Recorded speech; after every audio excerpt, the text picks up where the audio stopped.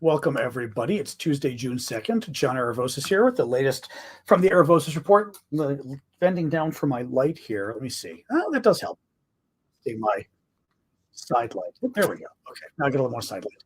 Anyway, welcome, everybody. Let me get your Instagram going. There we go. Let me get TikTok rolling here on my iPad, and then we are all set. Hang on, TikTok. Boom. Anyway, hello. I've been out doing family stuff all day. I just got back a little bit ago, but still got some news updates. Again, not a terribly busy news day, but doesn't mean we can't talk about stuff. There we go. Okay, good. Excellent. Hello. Hello, all. There we go. Got my mic set up. Okay, I just did some videos and, of course, had my mic plugged in. Hey, man, I had my mic plugged in and then didn't have my mic on my lapel. So if you're on TikTok, you will hear 3 new videos from me that are a little light on the sound. Turn your sound up. It'll be okay.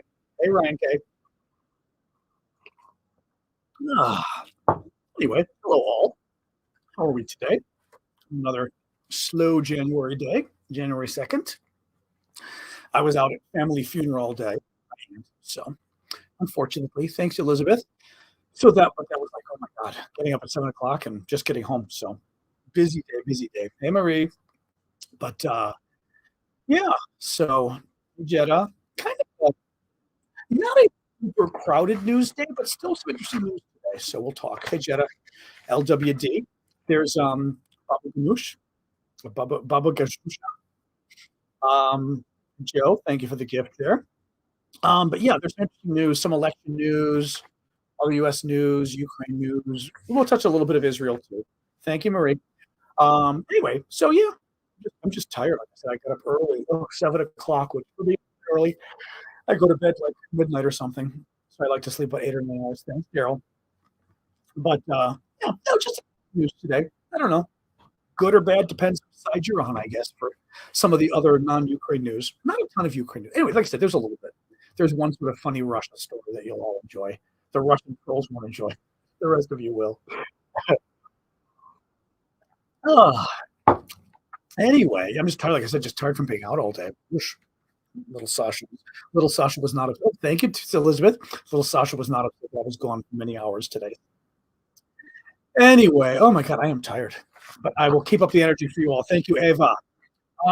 We can get rolling. I'll get rolling. So welcome, everybody. Oh, thank you for the heart. Who was it? Mustard. Thanks, Mustard. I am John Aravosis. Welcome, folks. This is my show, the Aravosis Report, where we talk about the latest news from Ukraine. I also have a little bit of the latest news from other stuff. Thanks, Mustard. We're going to talk a little bit. I'll begin with some U.S. election news and some other news. Thank you, Martin. And then we'll do Ukraine. There's a little bit of Israel, Gaza news, too. Not a ton, there's a little bit. Thank you, Ellie and Ava. So many gifts coming in today. Thank you, guys. I'm not going to try. I should say I'm going to try not to yawn at you. Oh, I had a little bit of coffee at the restaurant, but it wasn't enough to perk me up.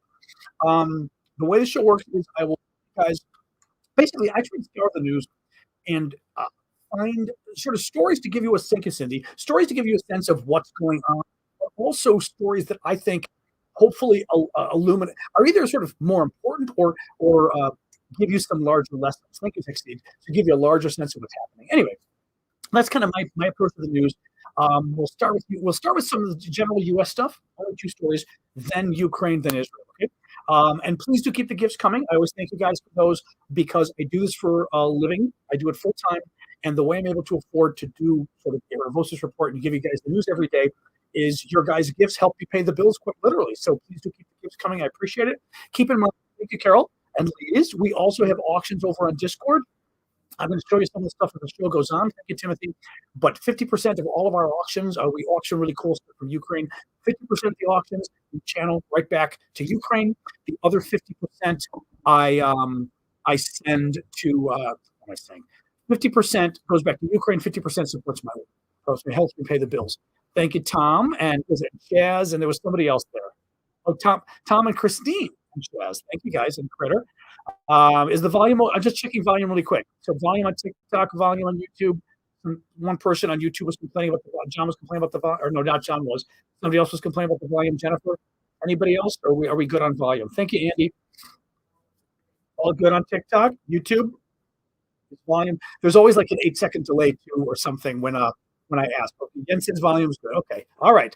Thank you, James, for the stun gift. All right, let me get rolling, guys. So A little bit of election news that's very interesting. A House Republican just announced that he's stepping down in about 2 weeks. His name is Bill Johnson. He's a Republican from Ohio. He said he's going to be leaving Congress on January 21st to take over as the president of Youngstown State University in Ohio.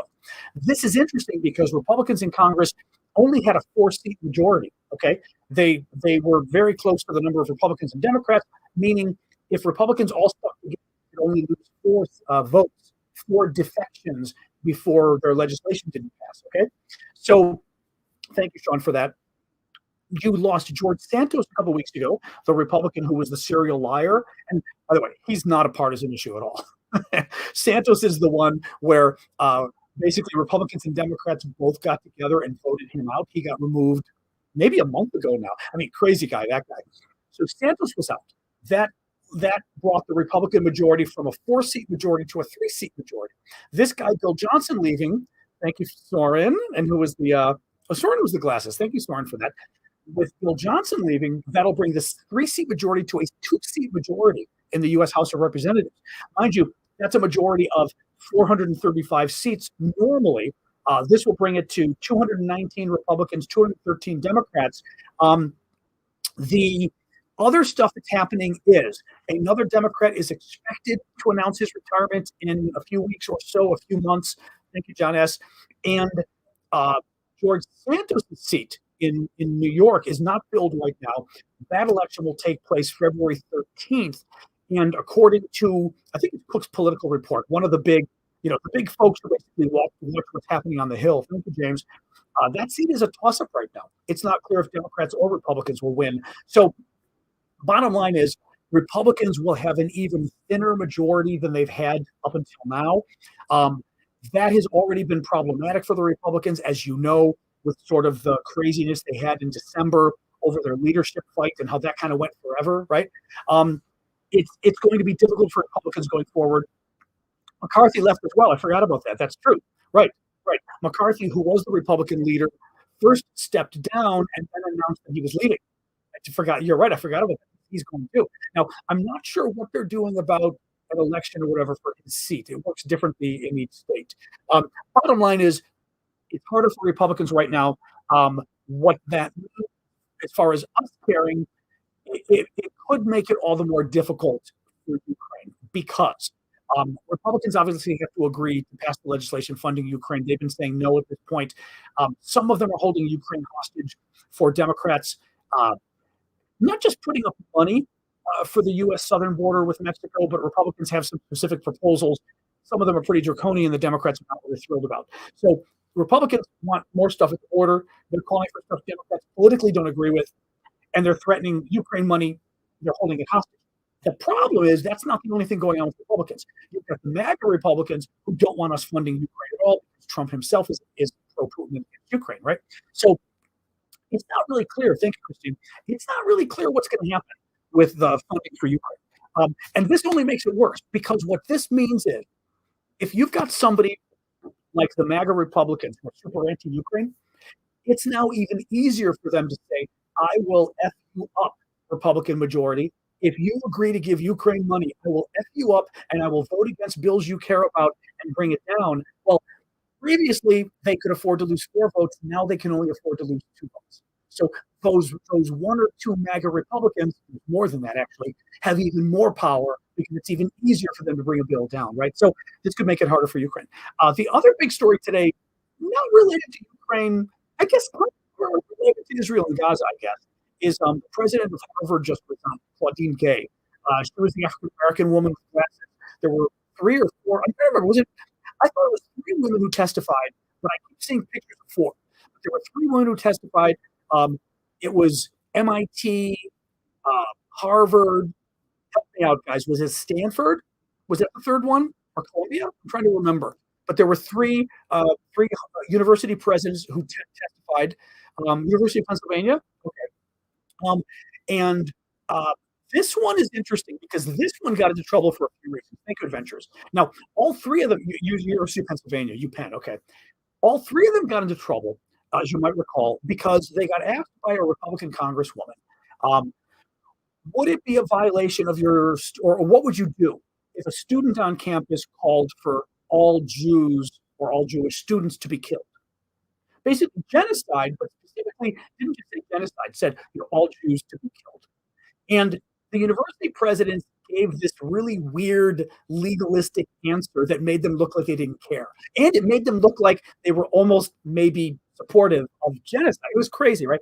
Well, I always say, I don't want to say I'm sympathetic to the university presidents. I am sympathetic to what they wanted to say, and they screwed it up. What they wanted to say was, I'm a university president.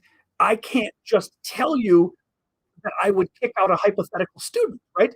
Because that would be like setting a policy here that affects everybody. I'd have to know the exact story. She should have said, look, if you tell me that a student said, I want every Jew dead, that's the problem. Is it an anti-Semitic statement? Yes. Is that a horrific statement? Yes. It is. Is it a statement I would condemn? Absolutely. And would I kick the student out? What I would tell you is I would absolutely start an investigation as to whether the student should be kicked out. Yes.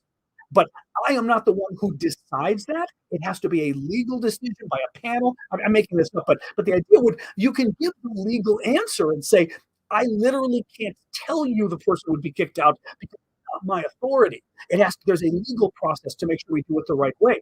But personally, I would be outraged and I would absolutely start the process to get that student kicked out, right? You can give that answer. They didn't do that. Really weird answer. Like, well, it would defend all the fact pattern, and keeps going. Here's the fact pattern. They said kill all Jews. Well, it would depend. So it made them look weak. Well, the problem for the Harvard woman, the Harvard president, went further. She committed plagiarism, and a big plagiarism scandal erupted. They found all of these instances of plagiarism, and there was no way she could stay. Now. What I like, I have an expression I sort of created during the Bill Clinton impeachment thing 20 years ago, 25 years ago. Actually, 30 years ago now, almost, where we're getting there. And what I used to say during the Clinton impeachment was, yes, Republicans launched a witch hunt, but they caught a witch. And I feel the same way with this. It was a witch hunt against this woman. Conservatives especially wanted to take her down, but they caught a witch. Once a university president is caught plagiarizing, a university president, guys, right, Christine? Thank you, Christine. There's no way she can stay. And that's when, ironically, the genocide stuff was bad, but in the university setting, the plagiarism thing is a no-go for a university. You can't get around it. And you can't say, well, it was minor plagiarism, right? It's just the politics of it. And I would say, not even politics. It's a university. Plagiarism is like the one thing that is like paramount. You know what I mean? Thank you, McNabb. So anyway, she stepped down today. Not really much that could be done about it, really. So that was news. Let's talk about Ukraine. So talk about Ukraine. Thank you, Chris, for the gifts. It is day 677 of Vladimir Putin's special 3-day military operation in Ukraine. Russia's latest air attack on Kyiv and Kharkiv today was very big.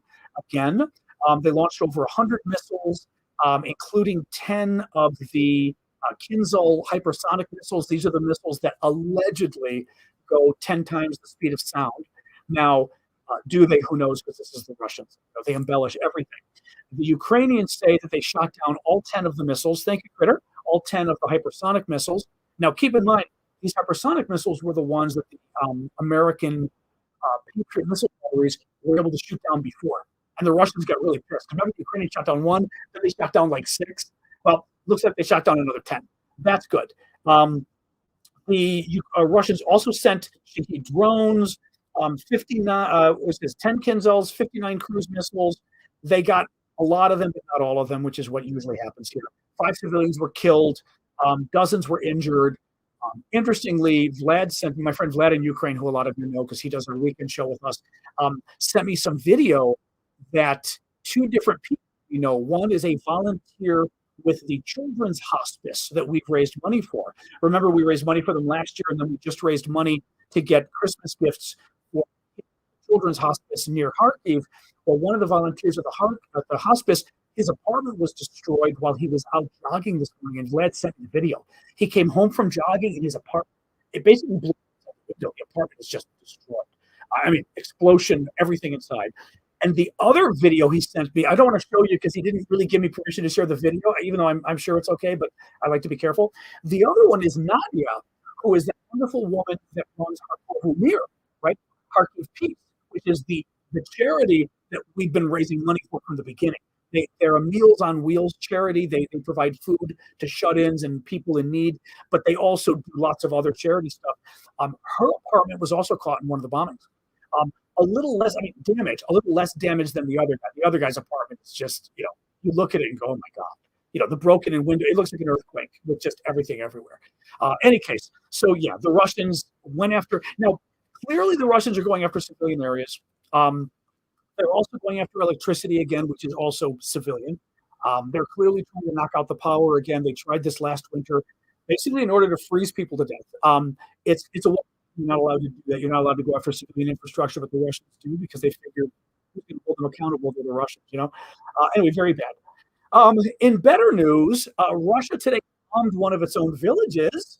Quick little drink, and then I'll fill you in on that. So, classic Russian story. Thank you, Triff, for the gift. Agence France Press reports that Russian media, quoting the Russian army, so I mean, we know it's real. Thank you, Christine. Said that the Russians bombed a village in Subnez region. The Russian army, here's the quote from the Russian army. This is the Russian army's explanation of what happened today when they bombed their own village. And it's beautiful. Listen to this, okay? On 2 January 2024, at around 9 a.m. Moscow time, during a flight of the aerospace forces, an abnormal discharge of aircraft ammunition. I have to read that again. An abnormal discharge of aircraft ammunition occurred. It's not, I mean, I'm not even sure I even want to make jokes about that phrase because it sounds so like creepy, disease, sexual. I don't even know. It's just, you get it. An abnormal discharge of aircraft ammunition occurred over the village of Petropavlovka in the Voronezh region. There are no casualties. Reportedly, nobody died. 6 private homes were damaged, and the Russians have had to put up the people in the homes basically for housing elsewhere.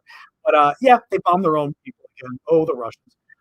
There was also a report earlier today. I was not able to confirm it, but Russian telegram channels were saying that the Russians may have also shot down one of their own planes. I think it might have been an Su-35. I don't know if anybody else saw anything else on this, but it happened. I was reading about it this morning before I had to go out with my family today.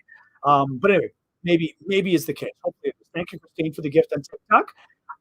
Turkey said today that it's not going to allow the Brits. Thank you, Joe. Sorry, there was another gift too. I was in the middle of Annette. There it is. Thank you, Annette. I did see the gift, but I was in the middle of the quote. I didn't want to stop from the Russians, so thank you for that. Turkey today, kind of behaving badly, kind of might be okay. Hard to say with Turkey. So Turkey said it's not going to allow 2 British Royal Navy ships to enter the Black Sea. I do not, well, I've got my Ukraine map. This kind of gives you a sense, like a little bit of a sense. The map at home gives you a better sense. But basically, the Black Sea is all of this, okay?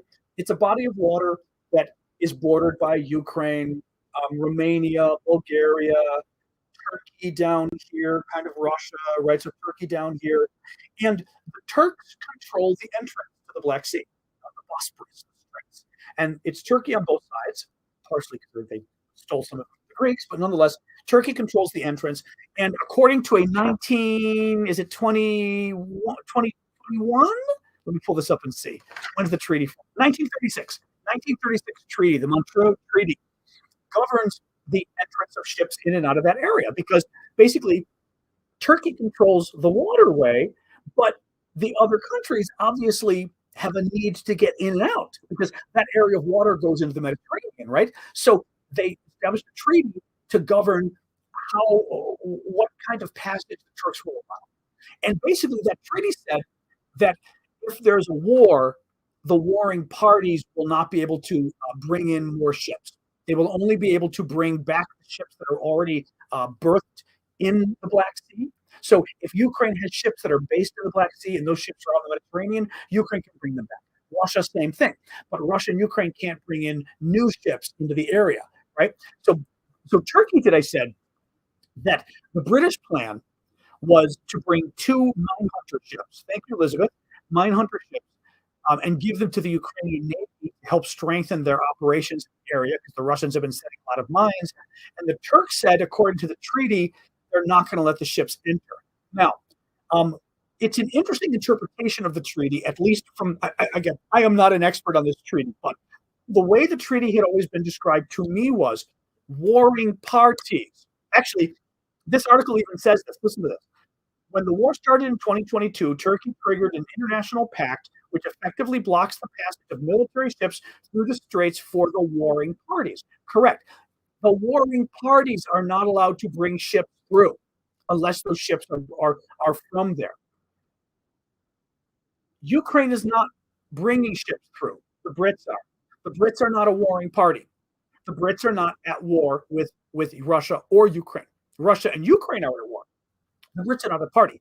Legally, these ships are coming in there as British ships.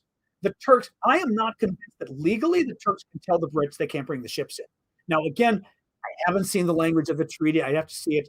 But if it is simply a matter of the warring parties cannot bring in ships, Britain is not a warring party.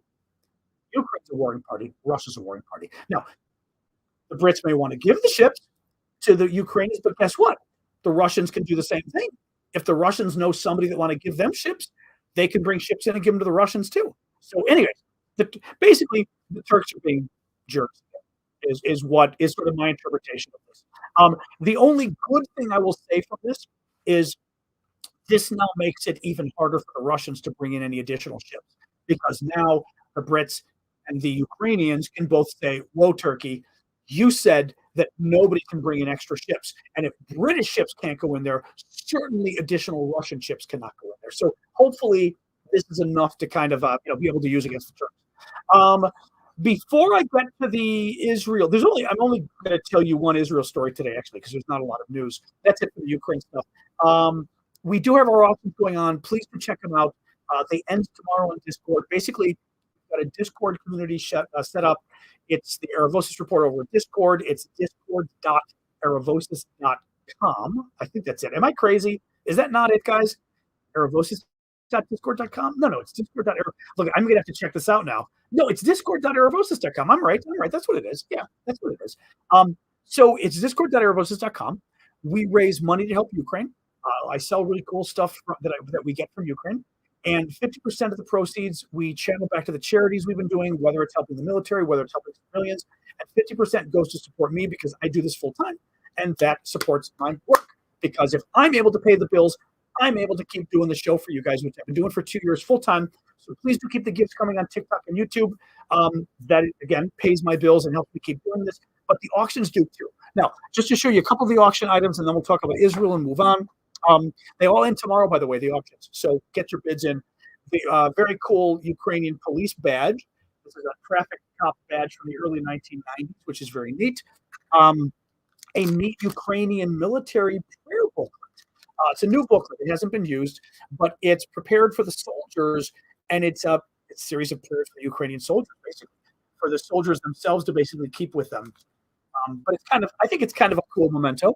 A really neat bracelet that Larissa, who's Wild Hunt Corsetry, made, that she donated to us. This is handmade, hand beaded, and Larissa is a Ukrainian American who likes making jewelry in the traditional style. Thank you, Bob West. So this is I'll show you on my wrist, even though it's not on totally.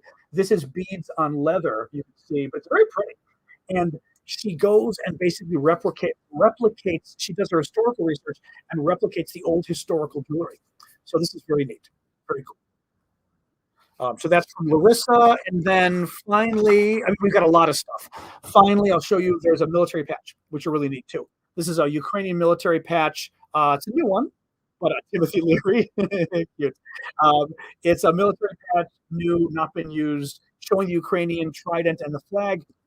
It is not blue and gold, which trident usually is, or the Ukrainian flag, because, as it was explained to me, this is kind of what you wear when you don't want to stand out.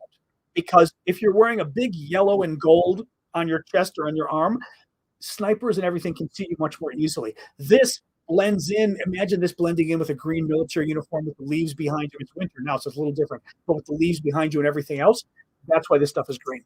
All right, let's move on. So yeah, you can find all of it over at Discord, discord.aravosis.com. As I said, half of the proceeds for the auctions goes to Ukraine, half goes to support my work. And the prices are actually really good. Actually, we've got one thing I'm not comfortable showing you because I don't know how TikTok responds, but we've got a spent Russian machine gun shell from Ukraine that a Ukrainian artist has painted with these beautiful flowers on it. And we're auctioning that off as well as a trench art. I will tell you, last time I checked, I think Mustard finally bid on it because nobody bid on it.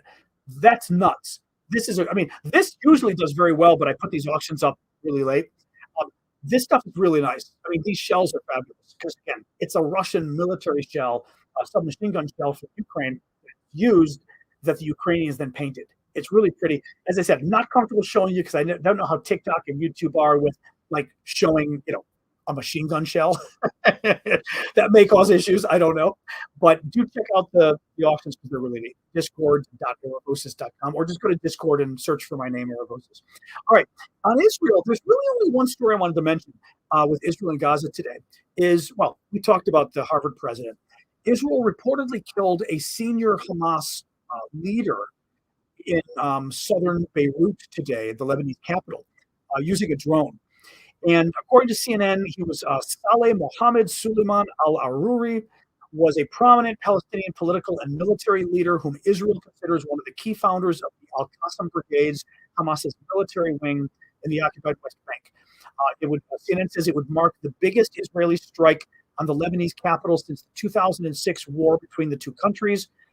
And basically, the concern that folks are having is that not provoking Hezbollah, which is the terrorist group in Lebanon, to start getting more and more involved in the war in Israel. Because Hezbollah controls southern Lebanon. They're a terrorist group supported by Iran, just like Hamas is. And they've been lobbing missiles at Israel, but doing it kind of slow and not going nuts yet. The concern is that they sort of launch an all-out war into Israel from the north, and it becomes a two-front war for Israel, first of all, which is bad for Israel, because Gaza's in the south, Hamas is in the north with Lebanon, but also it then becomes an all-out war between Israel and Lebanon, and a lot of Lebanese civilians will be killed. And this happened before, because basically Hezbollah, the Iranians, the Syrians, everybody kind of likes to use Lebanon as their little playfield, and the Lebanese always get hurt. So, a lot of concern about, I'll say this, thank you, Elizabeth. I think it's great that the Hamas commander got killed, frankly, but nonetheless, there is legitimate concern about going in and blowing things up in Lebanon because of this concern of it turning into a larger regional war. So it's a valid concern. It's valid attack, valid concern. We'll put it that way. Okay, that's it for the Israel stuff because there's no news about Gaza. I'm not going to give you the same story every day on Gaza. Thank you, M. Fuller and Annette. Let's go and do our Q&A. Questions, answers, opinions, you name it. We can talk about Ukraine. We can talk about Israel and Gaza, whatever you want. Shawarma or falafel? I'd be more shawarma for sure. I like the meat more. Falafel's good. A good falafel sandwich is good, but I do like the shawarma if it's done well. Depends.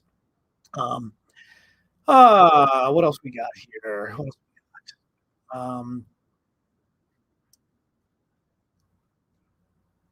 That's an interesting question. Sword for Justice asked a really interesting question. Can the Brits? That's an interesting question. Can the Brits bring the mine sweeper ships to Ukraine via the rivers? I'm going to throw in like the Danube or something else. I don't know. The Danube is the big one I know in the area there. Do any of those rivers go far enough that they meet any of the northern waterways that the Brits could potentially bring the ships down there? That's an interesting question. I don't know. Any of you Europeans who know your geography? Is that a possible thing, or is it way too hard? Or would they have to transfer the ships on land? Although maybe they could transfer them by land. You know what I mean? Hey, Denise, how are you? Well, we'll wait to see if any of you bring that up. Oops, who is that? Thank you, Katie. Yeah, I mean, Putin. Someone else has thoughts on Putin saying he's open for talks on his terms. Of course, he is. Putin's terms, by the way, Putin's terms up until now have been that Ukraine has to accept that Russia gets all of the territory Russia already invaded, and then Russia would talk about peace, which is ridiculous from the Ukrainian perspective.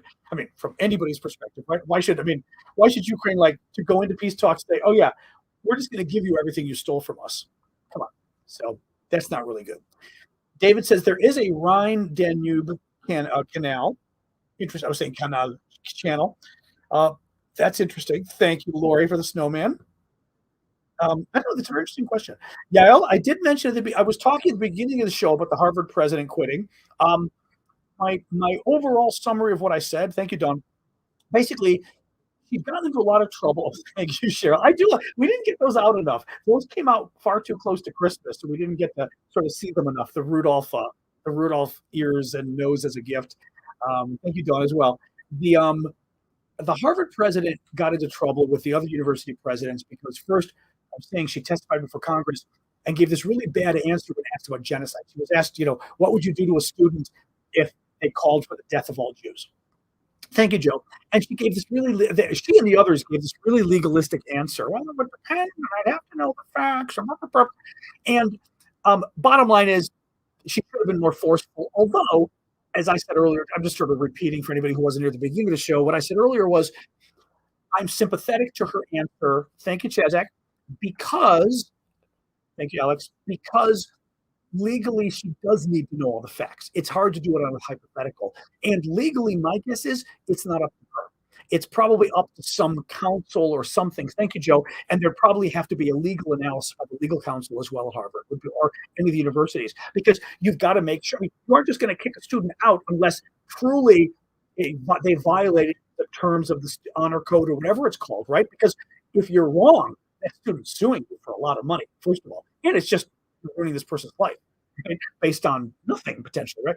So anyway, it is true that you got to get all the facts, but they gave a shitty answer. Thank you, Alex. It made them sound like they didn't care enough about genocide. Because let's face it, if somebody said every Jew on campus should die or every Arab on campus should die, thank you, Elizabeth. Your response as university president should not be, well, I'd want to know a little bit more about it. Your response should be, that's horrific, right? I mean, this is an easy question, really. That's horrific. I would condemn it. It's disgusting. And I would absolutely begin proceedings to see about kicking that student out, but it's going to be based on what happened. And we'd have to know all the facts, and it would be the lawyers so anyway, that's bottom line is this woman lost her job today. Not because of her genocide answer, but because she got caught in a plagiarism scandal. And at a university, especially president of a university, cannot be caught in a plagiarism. Plagiarism, I mean, right? That's you can't do that. You just can't do that. So that's what happened. I mean, I think she got away with the bad genocide answer and was going to stay. And then once the plagiarism thing caught up, forget it. Then you're toast. Because then even the people supporting her probably said, look, I supported you on the one thing, but now there's another thing. Forget it. And again, it's plagiarism. You just can't do that as a university president. You just can't. I mean, you just can't. It's just the politics of it look bad. Thank you, Nicola. You know what I mean? You just can't. Anyway, all right, guys. What else we got? Do I think Trump may end up in jail over his threats against the judiciary? No, he'll get away with that. I mean, let's see what happens to Trump with everything else going on. But threats against the judiciary, he's going to get away with. They're going to keep letting him. They're going to keep letting him get away with that crap, and I don't know why. They shouldn't, but they will. I think they will until a judge gets hurt, basically. Yael, her answer probably would be different if it were genocide against somebody else, which is also part of the reason that she got into trouble. I'm with you on this. I mean, had she got to answer the question, had she got asked a question about genocide against another ethnic group, she probably would have given a very clear answer. I mean, that's the other thing. We don't know for a fact, but I think she would have. Thank you, Courtney. I think she would have given a clearer answer. Yes. But nonetheless, She still might have given an effed up answer. She still might have said, "Well, it depends on the facts because I don't know yet." And she's not totally wrong. It does depend on the facts, and it probably isn't her answer entirely. I mean, it isn't her choice. It has to be the legal counsel who investigates or whoever it is that does a legal analysis to whether the student broke the rules. But again, she didn't show any concern at all about the underlying statement that all these students should be dead. As a university president, your first response should be, "That's awful. Thank you, Eddie." Right? That's awful, and I would absolutely condemn it. That's what you should do. Anyways, what do you do? Maybe the Brits sell the ships to Romania, who in turn gives them to Ukraine. Yes, but the issue is still how do you get them there? Thank you, Alex. I mean, if the Romanians are going to buy them, you might as well just get permission from the Romanians to transport them through Romania. You know, I don't know whether. Now the question is whether the Brits can get the ships in. I don't even know by land. Whew. I don't know. Or by depending how big they are, by plane. Can a C-130 carry the minesweepers? I don't know. You know, if anybody knows, I don't know. Um. Anyway, what else we got, guys? Give me more. Give me more. We're talking Ukraine. We're talking Israel and Gaza. I'm yawning a little because I got up very early today. Not by plane or land. They're too big. Are they? Okay. Okay. Okay. So that's bad. That's bad. That's bad. Do I think the Palestinians should get another chance to choose their government? I mean, of course, I'm a fan of elections overall, but good luck with that. I mean, Hamas is running things, and Hamas doesn't want to give them a chance to vote. So, but of course they should. Yeah, I mean, but again, I don't know how you actually accomplish that. No news on the Houthis for today, at least. Who is the group in Yemen that's been attacking all the ships and stuff? Sorry, looking down here. Oh boy, the consequences. What are the consequences for Ukraine if the funding doesn't come through? It's very bad.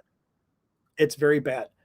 Half of Ukraine's support comes from Europe. The other half comes from America. Europe cannot afford to give the other half. That's just not possible. I mean, they're already giving a lot. And I talked about this yesterday too. Some people like to claim the Europeans aren't giving a lot. In fact, the U.S. ranks about 13th in terms of countries giving aid to Ukraine based on size of the economy. Thank you, Sherry. Meaning, it's easy for the U.S. to give $1 billion.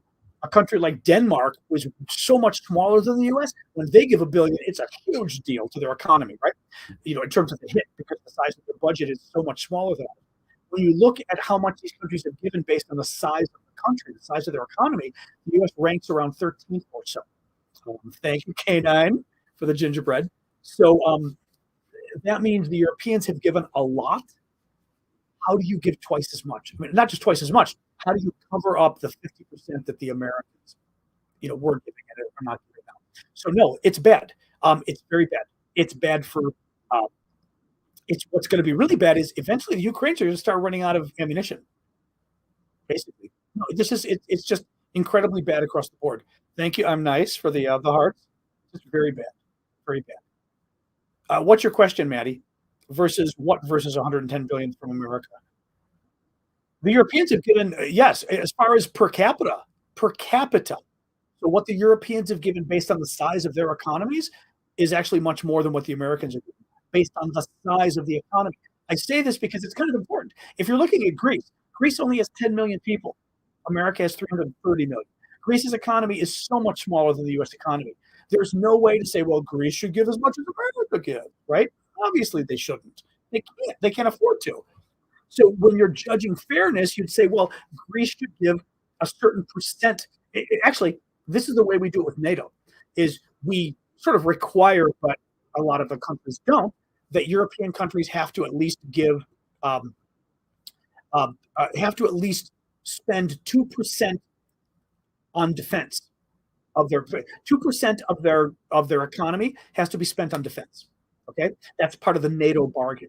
And we don't say every country has to spend 800 billion on defense, which is what the US is doing this year, because that's crazy. For a small country, their whole budget isn't 800 billion, right? But we say you must spend at least 2% of your GDP, of your economy on defense. And that's the fair way of doing it, is percentage of your economy and percentage of GDP. So that's the way, that's also the fair way of doing it when considering, are these countries giving enough to Ukraine? How much are they giving as a percentage of their GDP, as a percentage of their economy? And again, 12 of them are giving more than we are, believe it or not. The Europeans, there are a lot of, you can criticize the Europeans on their own defense spending because that's been real. They have not kept up to the NATO promise, a lot of them, but you can't really criticize them on help. Some of them you can criticize on helping Ukraine, but overall, a lot of the European countries have been really good.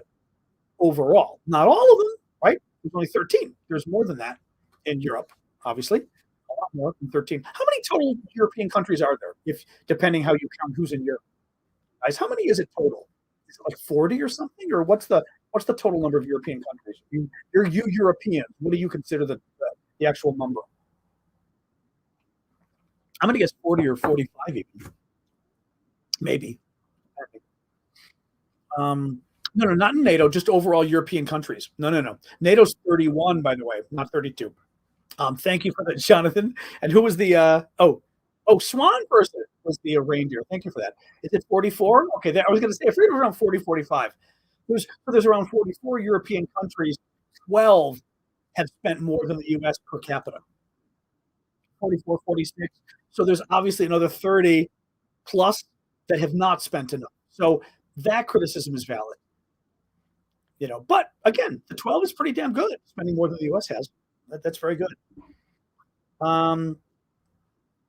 Thank you, Hedge. I'd never seen the gingerbread thing. Every time I watch that gingerbread thing, it makes me want to make cookies and hot chocolate. Can Ukraine keep going without U.S. aid? It's going to be extremely difficult. I don't know that they can. Thank you, Derek. I don't know that they can.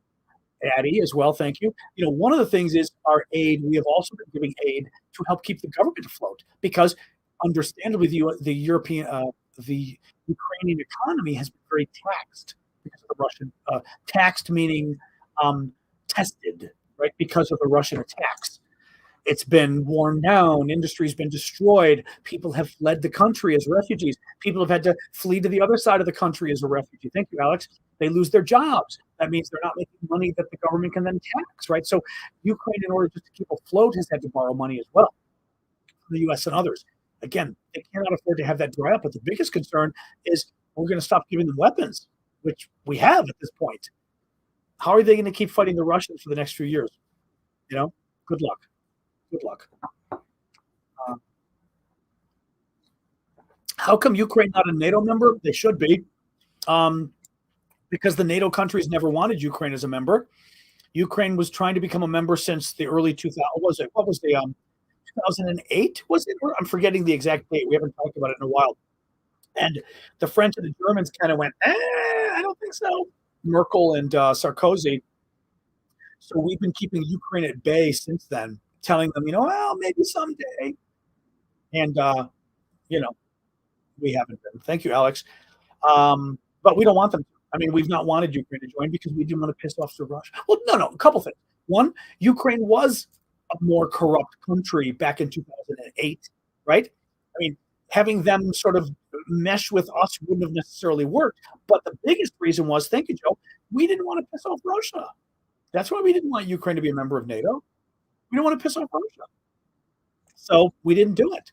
And had we let Ukraine join NATO, Russia wouldn't have invaded. These wars would have never happened. We wouldn't be spending the money. I mean, none of this would have happened had we let Ukraine join NATO, which is also the problem settling this war, because any settlement of this war, Russia's just going to declare war again in a few years, maybe 8 years, maybe 10 years. When it gets its military built up, there's going to be Ukraine again. We're going to be facing the same problem again in 8 to 10 years. Unless Ukraine joins NATO, then no problem. Russia won't touch it. I think the U.S. is scared of, not the U.S. I'm not scared of Russia. I think Biden is. I think he is. I think Putin's inside his head, and he's afraid of Putin. I think he is. So Ukraine should have kept its nukes, Tom. Correct. They should have.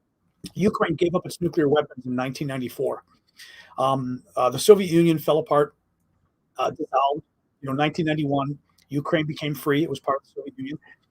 And Ukraine inherited a large amount of Soviet nuclear weapons.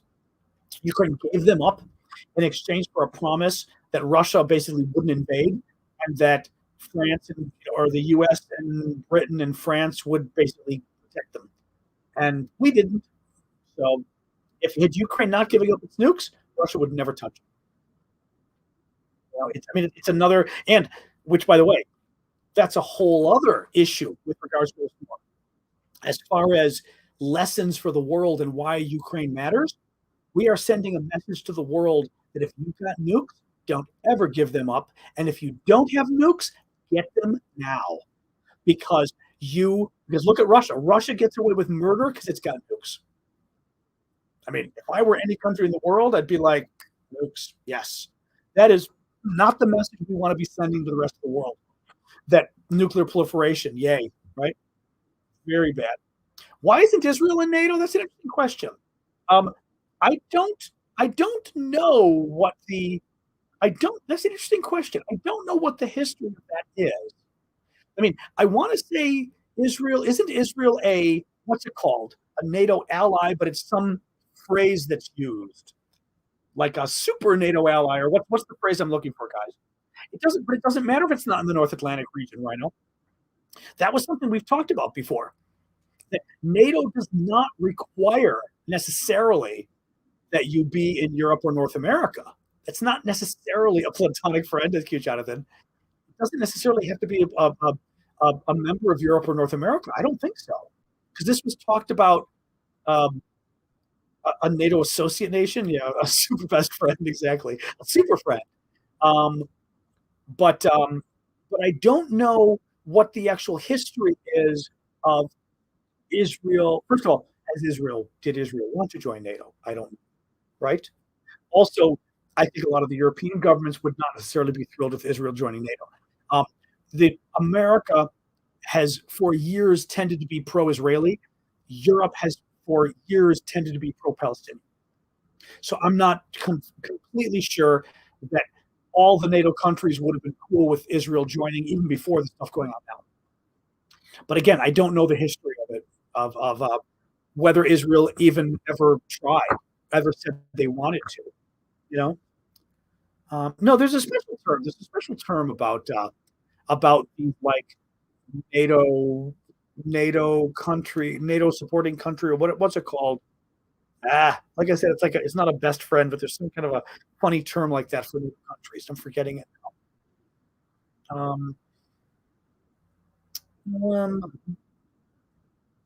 Major non-NATO ally. Thank you, Craig. That's it. There you go. That's it. A major non-NATO ally. That's the phrase I was looking. I mean, that's it. It's like a super friend. I knew it was something like that. Major non-NATO ally. That's it. That's the term I was looking for. Thank you. Thank you. So Israel, you confirmed it. Israel is in fact a major non-NATO ally. I think they are.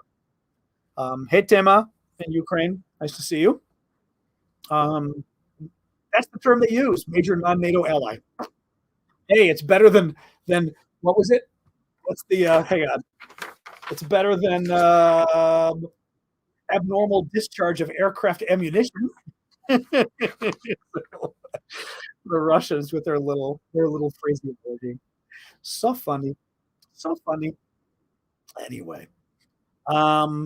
Israel, what if Israel nukes Lebanon? Israel isn't going to nuke Lebanon. Yeah, I mean, my suspicion is Israel has nuclear weapons, by the way, like at least 100. We were 90, 100 as of years ago. My suspicion is Israel would only use nuclear weapons if the survival of Israel as a state was at risk. And then they would. And honestly, they'd be justified at that point if their survival of their state was at risk. But they're not going to, they wouldn't be able to. Like, we would not support that. We wouldn't support Israel just using its nukes just because. They just decide to nuke Gaza or nuke Lebanon. There's no way the U.S. would support that. We wouldn't. And so I don't think Israel would do it. I don't think a lot of Israelis would support that. Just to do it. You know what I mean? Not, oh my God, the Arabs have invaded and they're going to take over the whole country. Then, that's a different question. And that's a good point too. Matteo says the fallout would also affect Israel. Exactly. It's a very small region. If they were to nuke the other countries in the area. But as a last resort, sure, right. I mean, then You can deal with fallout if fallout versus losing your entire country, right? You know, that would be the analysis. So, uh, what else, guys? Supposedly, Timothy S. is the Ukrainian Air Force getting the NATO F-16 jets they're asking for. Supposedly, there was a story just last week that the Dutch had already sent or were sending like 18. Where was this, guys? I'm going to pull this up. Remember, it was last week, and I think the story last week was the Dutch were already sending the F-16s. Hang on a second. I think it was 18 of them. Let me look here. And I think they were already arriving. Um, but they still have to finish the training in order to be able to fly them. Here we go. Reuters, 1 second here. The Netherlands will deliver 18 F-16 fighter jets to Ukraine to help its battle against Russia's invasion. The Dutch government said, today I informed Zelensky of our plans to prepare an initial 18 fighter aircraft for delivery. The delivery of the fighter jets is still pending an export permit by the Dutch Ministry of Foreign Affairs and the fulfillment of criteria for staff and infrastructure in Ukraine without giving a timeline. So that's what's confusing about this. It's not entirely clear what was new that the Dutch government was talking about. You know what I mean? Like, why were they? It's confusing. Maybe they meant they had given a generic pledge to help Ukraine, and they were literally beginning the process for the first 18, right? So they identified the planes, they applied for the export permit or whatever, right? I mean, maybe they've literally began that process. So, I mean, that's the latest. But in principle, we don't know if the pilots will be ready. Some of the first pilots might be ready in a month or two, really. The question is whether Ukraine receives any F-16s in advance or whether NATO is going to wait until sort of a critical number of pilots are available. How many F-16s will they receive? We don't know. We don't know. I don't know if a total number has been given. For example, the Americans promised some, but we didn't promise how many. Yeah, I don't think we know at all. And I'm a little worried it's not going to be enough. That's the other issue, right? I mean, that's always the issue with our commitments. They kind of come late to Ukraine, and they may not, they come late, and then we don't give them enough. So let's see. I worry about it. Now, good point from Robert in South Carolina. Doubt they're going to advertise exactly when the planes move. Exactly. You don't necessarily want to advertise when, and I would say it's probably a good idea we don't say exactly how many are going. Why should the Russians know? As long as the fact we're not saying how many is not an indication that we're playing games, right? That we're not saying how many because we're not sending that many, or because we haven't committed any, right? That would be my only concern there. But I agree. As long as as long as the process is moving along, I'm less worried about getting updates publicly. If the process is actually moving along, that's my concern.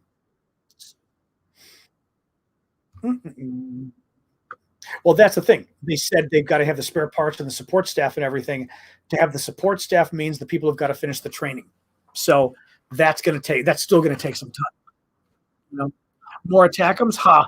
Yeah, Gunnerman mentioned the ATACMS, which are the missiles I was telling you guys about yesterday that Biden has still shortchanged Ukraine on. Ukraine needed the long-range missiles. Biden sent the short-range ones or the shorter-range ones. He also only sent them like 19 or 20 of the missiles. And Ukraine needs a hell of a lot more than that. And again, we only sent them the short-range ones, and we only sent them the cluster bomb version. I mean, on every front, we shortchanged them basically. And now my guess is we'd have to wait for another appropriation from Congress, or authorization at least. Excuse me. We'd have to wait for Congress now to even apply. I don't know whether we could give any of the ATACMS now. I don't think so. How cynical are we on the U.S.'s involvement? I'm not cynical about the U.S.'s involvement, personally. I think, like you said, Biden gets a BB plus because he was too afraid of Putin. But I don't think there's any reason to be cynical about U.S. involvement. The U.S. has done a lot, but we've intentionally not done enough because we didn't want Ukraine to take back Crimea. And guess what? Ukraine's not taking back Crimea, and they're not taking back anything else either because we tied Ukraine's hands behind its back. But we gave Ukraine enough weapons that they were able to stop the Russians. Yes. So they stopped the Russians. The Russians took, just to show you on the map, right? The Russians took this territory in 2014, Crimea. Then they took all of this in the last 2 years. They took more than that. Ukrainians knocked it back, but now the Russians are occupying all of this. Well, because we gave Ukraine just enough weapons to stop the Russians from advancing. So the Russians only, haha, only have this. But they weren't, they got kicked out of here. They haven't been able to advance here. They got kicked out of here. So our weapons have, Ukrainian hands have forced the Russians to stop here.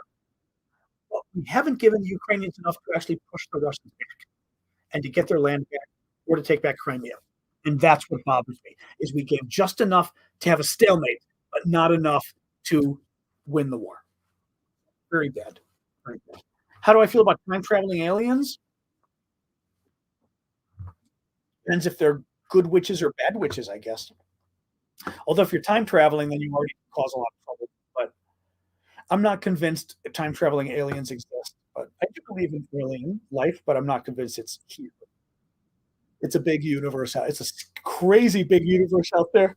Ooh.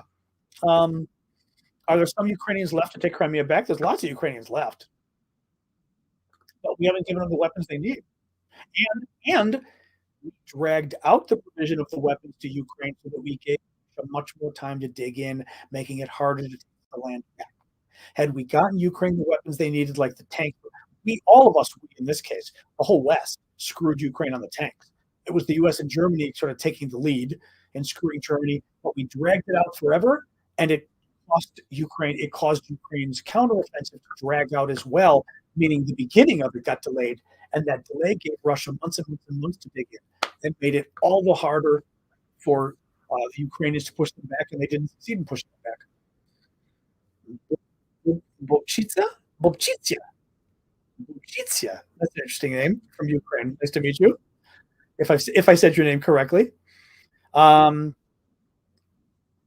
I don't know. I mean, Yael says, what do you think it would take for the U.S. to involve itself in the Israeli war? First of all, it depends how you define involve itself, right? I mean, Israel, so we're involving ourselves. But if you mean U.S. troops on the ground, it would take Israel. Well, a couple different things. This is what I'm saying. It depends how you mean involve itself. U.S. troops on the ground would be because Israel was in real danger of losing Tel Aviv or losing land, like a real danger. Then maybe the U.S. gets involved. I'm not convinced about troops, but who knows? U.S. warplanes, U.S. bombs, U.S. cruise missiles, that would take Iran getting involved. Iran gets involved in a heavy way, and the U.S. gets involved in a heavy way. Iran declares war on Israel and really goes nuts, then the U.S. gets involved in a way, I think. So it depends. Or Iran just attacks the United States, right? I don't think I'm defeatist. I'm just very tired today because I got up very early and we had a family thing all day, so I'm exhausted. I'm exhausted more than defeatist. But yeah, so I could see the U.S. getting involved militarily in terms of bombing much more than I see U.S. troops getting involved. Right? Yemen, same thing. The Houthis going nuts. The U.S. is going to probably have to bomb Yemen sometime soon, I suspect, because the Houthis are just going to keep getting worse and worse and worse. But that doesn't mean we put troops on the ground, right? So, I don't think so. Sobo asked if Biden wins the election and Democrats win control of the Congress, although it's thought Democrats might win control of the House, the Senate, very unlikely. Do you think Putin will pull back from Ukraine? No, there's no reason for Putin. There's no reason for Putin to pull back from Ukraine. Why should he? Right? Even if Democrats win. So Biden might up more aid for Ukraine. Why should Putin give up? I mean, I just don't think there's a reason for him to give up. It's obviously worse for him if Democrats win, because at least the MAGA Republicans don't want to support Ukraine. The regular Republicans do. The sort of traditional conservative Republicans want to support Ukraine. But so that's better for Ukraine and worse for Russia. But just because the Democrats, I mean, for example, Democrats were giving money last year and Putin didn't leave. So I don't know.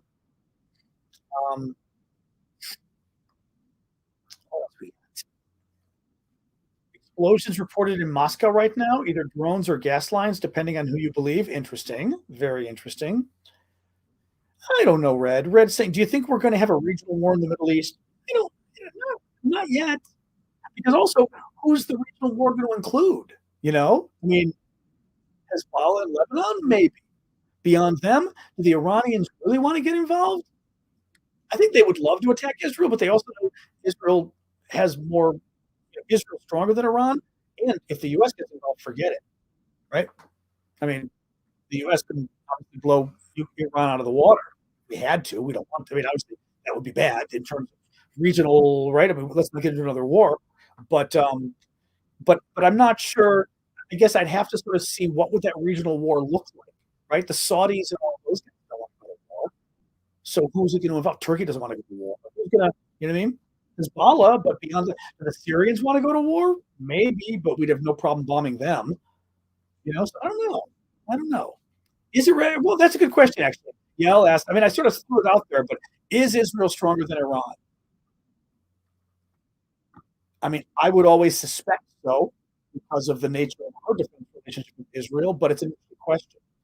Um, I guess part of the question would be numbers, maybe as well. Like, what are the numbers of rockets and things the Iranians have versus the Israelis? I don't know. I would still think Israel's stronger, but define stronger though. Callum says Israel is stronger than Iran, but not on their own. What does that mean?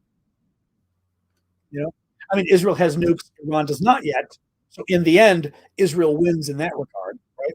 But Israel is supported by the Americans. They're funded by the Americans. They're supported by the Americans. That helps Israel. Um, Tech versus mass production. That's what I was thinking. Riley just said. That's what I was going to say. Is what's the numbers of things Iran has versus Israel? Iran's got the numbers. Israel has the tech. Darren says. Okay, interesting. Yeah. Who would help Iran if a war happened? I mean, Russia would help, but how much would Russia help? Right? Does Russia really want to go to war? No. They've got a war going badly enough in Ukraine. They don't want to. Or at the best, Russia's kind of hanging on in a tie with Ukraine. They don't need another war, but they probably would help Iran, if they could, because they need to. Also, because they need Iran to keep helping them. Um, who would take over for Putin if he dies? Who knows? I mean, we've talked about this a lot before. I mean, the problem is it's not clear that anybody's better than Putin, and there's a lot that could be worse. So I mean, who knows? I'm just not convinced that there's anybody who would be like, "Oh, it was all Putin's fault with the war. We can make it go away now." I don't know. Um, Israel's biggest weakness is only about surface area and geographic location. Not sure. I mean, geography, sure, because Israel is kind of a weird geography with the West Bank and stuff. But I'm not too familiar with surface area. Surface area is relatively small for Israel, or is that what you mean? Too big a struggle for power after Putin dies? Not sure what that means. Do you mean there will be a big power struggle? I think that's what you may have meant there. Um, let's see. Terry, I'm not sure. What was your question? I'm scrolling. Oh, here we go. Oh, okay. I didn't see that. If the U.S. and the European Union continue not funding Ukraine, meaning Hungary is able to block the European Union from doing it, do you think Poland and others get directly involved? Now, that's an interesting question. That's an interesting question.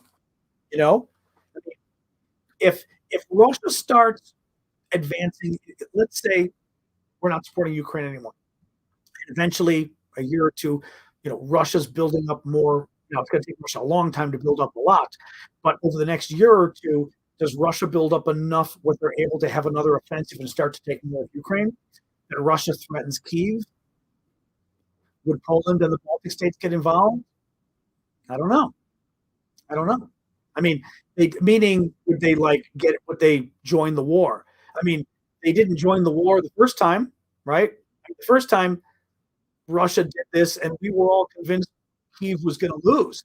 And Poland and the Baltic, by the way, none of the rest of us joined the war either. But Poland and the Baltic states didn't join the war. They didn't say we're declaring war on Russia, right? We're deploying troops. So The fact that they didn't do it the first time makes me wonder, would they do it the second time if Ukraine was in real trouble, you know? Because Ukraine was in trouble the first time. It looked like Russians were gonna take Kyiv, but remember? You know? Excuse me. And Marcus, the thing is this war could go on for 10 years. That's sort of the concern, not the concern, but that's the reality, right? I mean, look at other wars. Afghanistan, 20 years. Iraq for the US, Iraq, 20 years. The Russians in Afghanistan, 10 years. I mean, Middle East battles overall could go a long time. Um, so, I mean, this could go on for a and it also depends in what shape. Thank you, Lori, for the gift on TikTok. Right? I mean, in terms of bombing back and forth between Gaza and Israel, that could go on for a while, right? I mean, also, well, that could go on for a while, but eventually, if Israelis keep going, it's going to be hard. I'm trying to think like whether it would be terrorist acts, whether they also would have missiles they could fire and things to Gaza. I don't know, but there's real concern about, can Israel win this? Like, what is winning? Can they quell what's going on in Gaza? Can they actually get all of Hamas? Can they either kill them or arrest them or drive them out? Can they actually take away all their weapons? I don't know. If they can't, do they keep going until they do, which could be years and years and years? So I don't. I think everybody thinks this could go on for a long time. You know.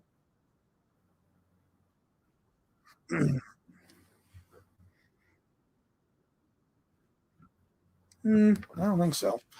Um, was the Ukrainian summer offensive a success or failure? I think it was a failure. I think so. I'm not sure how you'd call it otherwise. You know, they didn't get much land back. They hurt the Russians in a lot of ways, which is good. They still are. But the big goal was to get back land, and they didn't. Right. So that would that would be considered a failure, I think. You know. Thank you, Chris, for your auto renewal subscription. Appreciate that. Looks like the set of the love bug. It's mom's old house in Chicago. Um, what else we got here, guys? We'll go a little bit longer.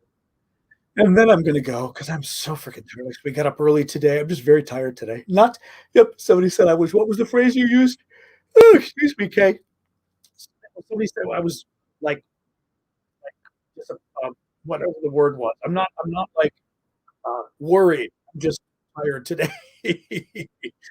um, I don't really care about the bricks. I mean, I really have much to say on that. I can give you the recap today. Yes, there was not a lot of news. The recap's easy today. Um, what else? What else?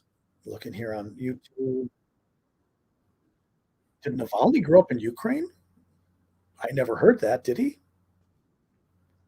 I'd never heard that. I don't know. Oh, people are still talking about aliens over on YouTube. We've been sending communications for roughly 100 years. This is true, by wire, by radio. That means our signals have only traveled 100 light years. Also very true.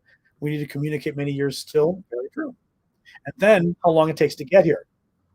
Exactly. Even if somebody were to find our signal 100 light years away, that's 100 years going at the speed of light, which their ships probably don't go. Sorry, we're having alien discussions over on YouTube. I listened to a really interesting podcast. I have to ask my nephew what it was again. Interesting podcast about alien life, and it's this guy who does the science podcast and had this other guy on, and it was just a really interesting episode about taking sort of all the logically looking at all of the issues of alien life and all of that. It was very interesting. Very, very interesting. They were American. They were not British. Well, I'd have to ask my nephew who they were. I can text him. I'll text him while we're talking. If we're still on, if he's let me ask him. Tell me again who the podcast was, who the guests were. Aliens, undocumented, non-Earthlings. Let me see here. I thought he emailed me. I thought he texted me when I was visiting in Arizona. I think he texted me there. Let me see. I know he sent Guest link. I know he did. I know he did. I know he did. One moment. Beep, beep, beep, beep, beep. Okay, 1 second, guys. The name of the it was a very good science. Oh, here we go. We're getting closer. Science podcast. Science podcast.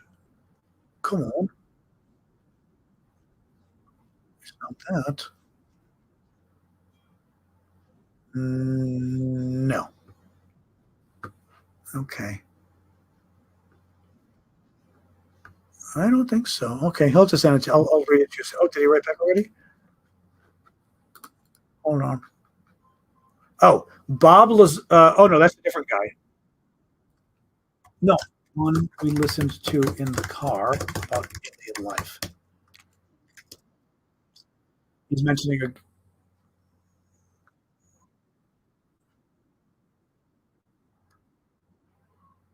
Hold on, here he goes.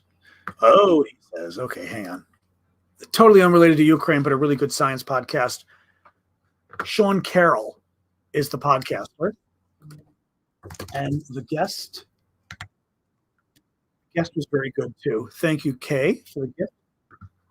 If he remembers the guest name, the guest was really interesting too. I thought he's going to look it up. Okay, yeah, but it was a really good podcast.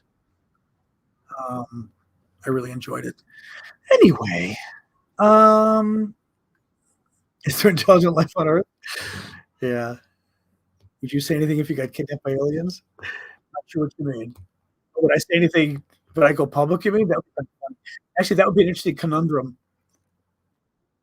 No, this is my Apple keyboard because my keyboard on my laptop finally is all way too gummy. I tried cleaning it, it didn't work. So I've had to use my Apple keyboard as my laptop keyboard now. I try to keep things going as long as possible. My laptop might be 5 years old, I think, but I kind of don't want to get a new one just because of the keyboard. So I'm keeping going. Um, Definitely not posh. It's my cheap Apple keyboard. Here we go. Sean Carroll's Mindscape with Adam Frank. There we go. On what aliens might be like. Okay, let me copy this. I can at least share it for the YouTube, etc., folks. There we go. Okay, that's a very good 1 hour and 15-minute podcast. So I just shared it with all the folks. I don't have I can't share it on TikTok, but it's Sean Carroll's Mindscape. The podcast is called Mindscape, and the guest is Adam Frank. So you can easily Google this really good 1 hour conversation by two scientists about, you know, do aliens exist?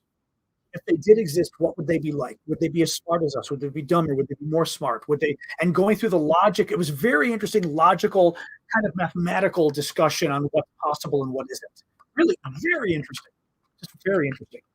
Yeah, that's a good point. If I remember, I'll put it on Discord. Yeah, yeah, yeah. Good idea. Your husband drives you nuts with stop. I think it's a fascinating topic. I'm just not convinced we've been visited, you know, but I'm pretty convinced we're not alone. That would just be crazy. You know? I mean, however many billion galaxies there are now. Now are they saying 800 billion or something? I mean, we're the only. I mean, that many galaxies with God knows how many solar systems in the galaxies, and we're the only one. Come on, and that's ridiculous. But I'm sure we can't reach them and everything out, and they're too far away. There's the time issues. Have I ever seen a UFO? Maybe when I was a kid. I'm still, as an adult, I'm not convinced if I was awake or having a dream, but saw something very weird. And to this day, I remember it, which makes me think it wasn't a dream because how the hell would I remember it? I was like 6 years old. It's a little weird that it's a little weird that I would remember something that was just a dream vividly from age 6, but I do. So who knows? I did something. Who knows? Maybe it was fake. If it was real, it was very weird. If it was fake, if it was my dream, it was my dream. Don't know. You had to write a paper on alien characteristics for one of your college classes. That's interesting. But can you remember vivid dreams from when you were 6? That's the weird thing. I have a hard time believing I would remember that.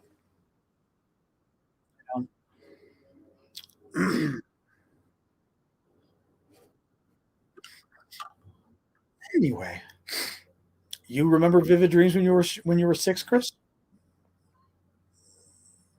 I just don't remember. I mean, I vaguely remember some nightmares I had, but I had them beyond age 6, you know what I mean?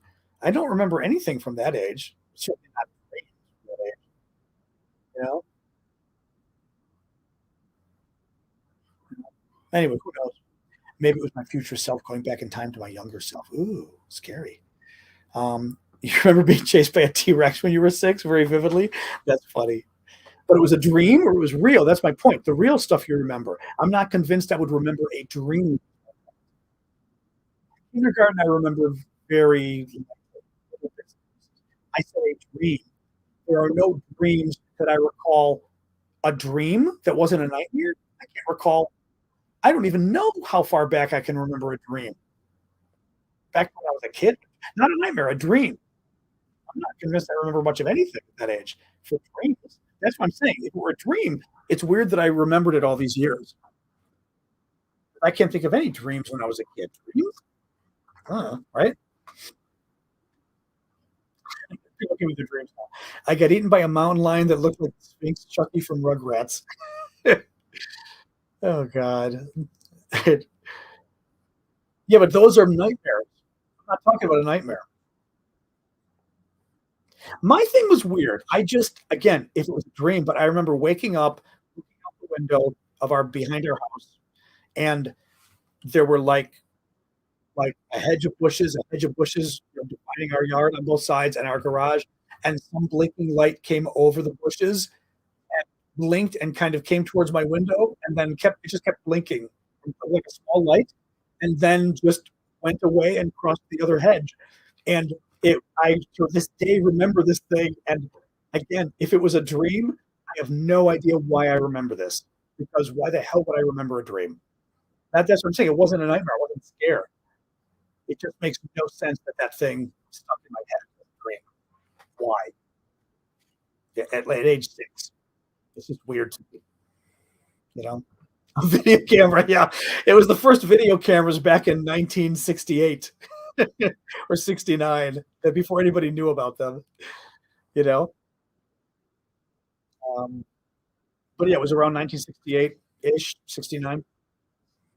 Baking, I made some Greek like Easter or Greek New Year's cake. It was okay. The recipe turned out a little sweet, which I'm not happy about. Just from what I recall, just a pulsating blink. But the blink was all there was. I couldn't see anything else, just a blinking light. Like imagine like a ping pong ball blinking on and off. It was strange. Very strange. But yes, it was a Greek. We made a Greek. I made a Greek New Year's cake. We made. It's good, but it was a little sweet. The recipe.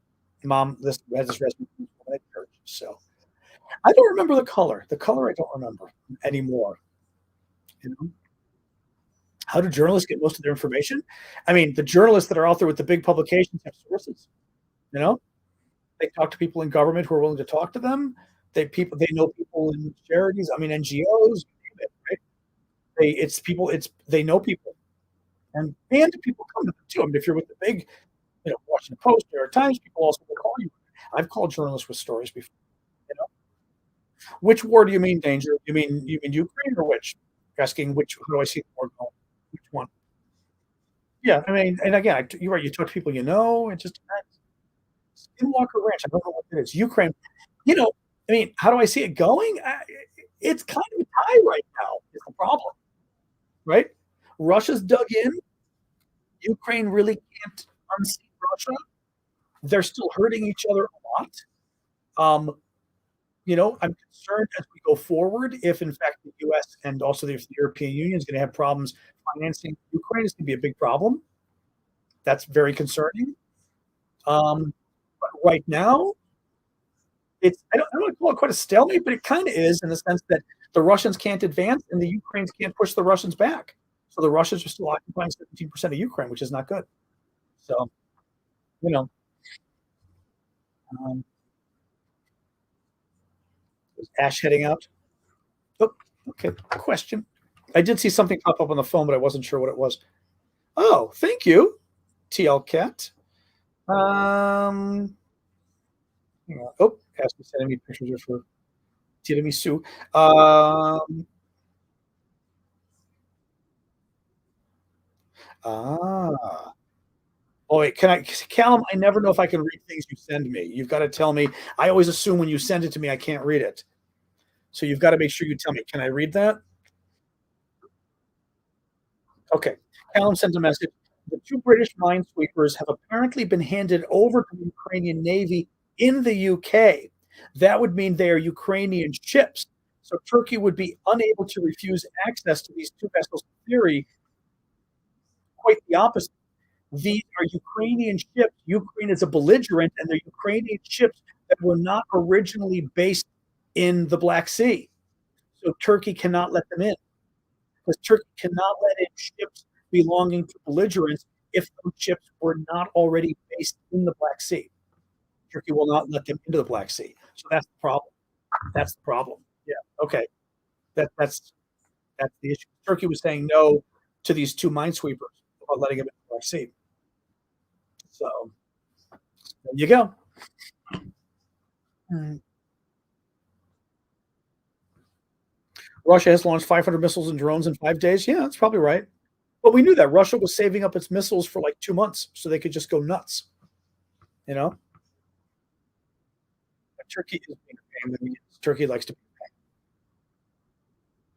Probably not our guy. Craig says there was a very knowledgeable Callum from Scotland on LBC, whatever that is, this morning. Expert on naval issues. Was that you, little Callum? Are you doing? I don't know what's LBC.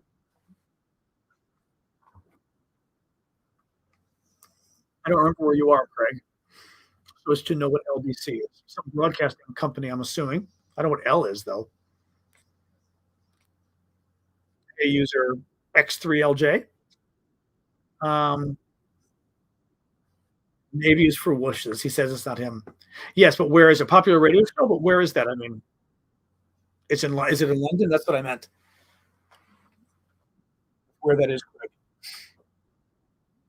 It's Talk Radio UK. Ah, okay. That's what I was wondering. I was assuming it was somewhere in the UK, but I wasn't sure. Okay, gotcha. Yep, not our Callum. London, London. Um,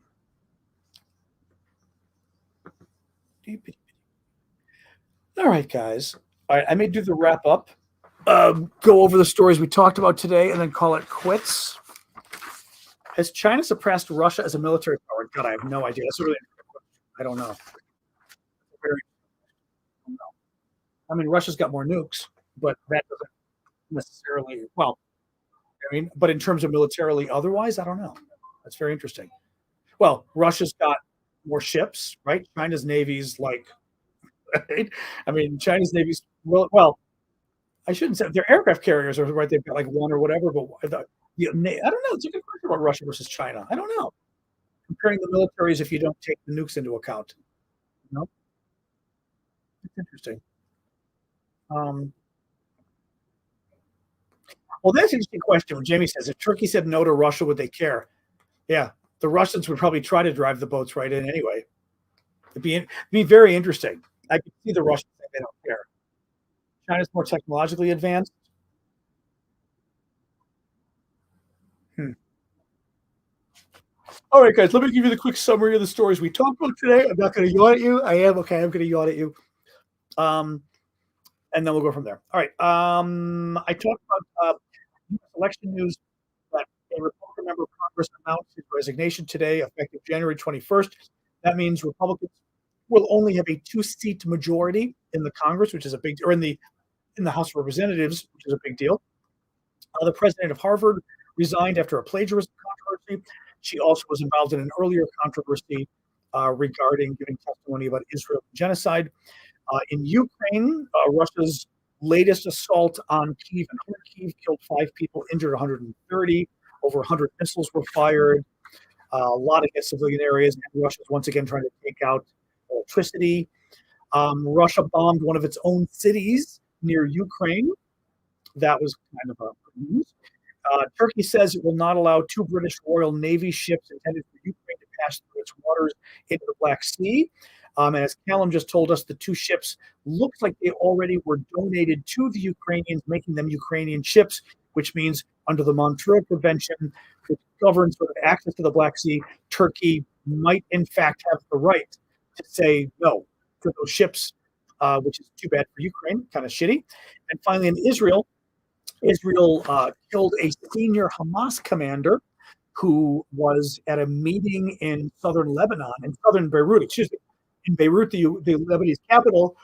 I'm yawning at you again. Sorry. Oh, very long day today.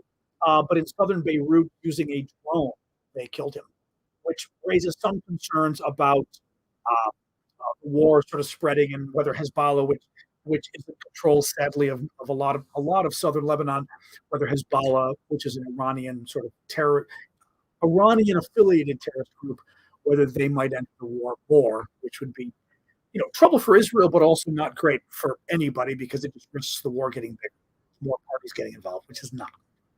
All right, guys, I'm going to call it quits. Thank you for tonight. Sorry if I'm a little low energy. Like I said, I got up at 7 a.m. We had a family funeral, and all. I mean, no, my aunt. It wasn't. I mean, close, but but just we were like the church, the funeral, then we go to a restaurant with the whole family, which is great. But it was like all day affair, 7 hours, and I got home with 45 minutes before the broadcast when I got home. So I was looking in the car at the news, but I'm just exhausted. So sorry about that. But I will see you guys all tomorrow. We do this every Monday to Friday, 6 p.m. Eastern Time, U.S., 5 o'clock Chicago time, because I'm in Chicago still for the rest of this week. Next week, I am back to Washington, D.C. Do check out our auctions. Like I said, we've got great auction stuff up, cool Ukrainian stuff over on my Discord community. It's discord.aravosis.com. You can find the auction stuff in the left-hand column. Do check it out. We've got a lot of neat stuff. And because I put it all up very late this weekend, the auctions is only up for about 3 or 4 days. The stuff is going for a song. So these are the best deals you'll ever get on our auctions. But remember the benefits from the auctions. 50% of the auction proceeds go back to Ukraine, and 50% go to support my work to help pay the bills, doing all of this. I mean, literally the bills. So do check them out for that reason too. But otherwise, thank you guys for joining us. Thank you for your well wishes. Thank you for your gifts tonight as well. And thank you, mods, for keeping the trolls at bay. And otherwise, I will see you guys tomorrow night. Okay, 6 o'clock Eastern, as always. All right. Thanks, guys. You have a very good night. I'm going to yawn again. I'm just so tired. Getting up at 7 o'clock. I go to bed I kind of fall asleep at midnight. So I like to wake up at 8:30, 9 o'clock. So waking up at 7 hours of sleep is not sleep. So it's always been that way. I've always been somebody who needed a little more sleep than that. All right. Good night, guys. Thanks so much. Appreciate it.